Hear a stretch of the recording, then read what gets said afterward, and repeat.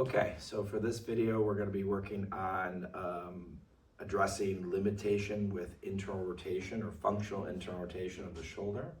So difficulty reaching behind the back, to the belt and other things. So this is where we want to try to both stretch and strengthen at the same time as part of the re-education process, so that the brain and the body kind of understand it has to be a give and a take. Because if you just focus on one or the other, it doesn't always translate through or get the message doesn't always get through in the way that you need it to, or quickly or easily, or may not have the carryover you're looking for. So we're going to try to use the wall here as feedback. All right, now if I can't reach the wall because of limitation or pain or whatever, I may have to adjust the angle of my body so I'm in a more comfortable position. I'm going to start there with my hand glued to the wall. Keep in mind the full position requires some bend of the elbow. So if you're keeping your elbow straight, you're going to get some of this, 2 of the 3 planes, but you're not going to get the third one. So gluing the hand to the wall, keep pressure. You want to make sure you can tolerate that. Even if you're in the modified position, you want to make sure you can keep that pressure there, because that's the strength part. Now this is also not just the shoulder, it's the shoulder blade coming back as well.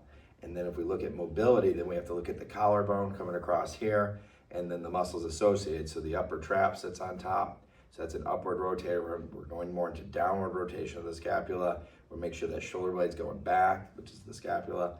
And then the collarbone here has to pull back and out a little bit, at least initially, to reach back there as I pull my body away from, because I'm going around my body. So it's kind of out and around. It's kind of this more circular motion. So that's why I said it's kind of initially going out, and then if you go far enough, it actually starts to come back in, perhaps depending on the position of your body. So it may not be fully coming out, but at least initially you have to get there.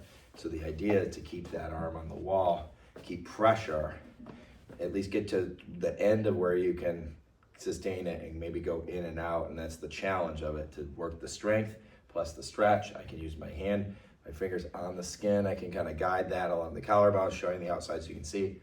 Shoulder blade, collarbone, feeding here. Maybe I want to put my legs in stride a little bit so I can rock in and out, and I can adjust. I can go more side to side, but I want to make sure I'm guiding that all back as I'm driving. So the muscles in the rear and the back of the arm and the shoulder blade pulling back. I'm lifting, twisting my chest and my body, and I'm working in opposition, but I'm keeping both the stretch and the strength components in line and in sync, so that it's the give and take simultaneously. That is the key to maintain stability and control, and hopefully minimize pain and difficulty with that activity.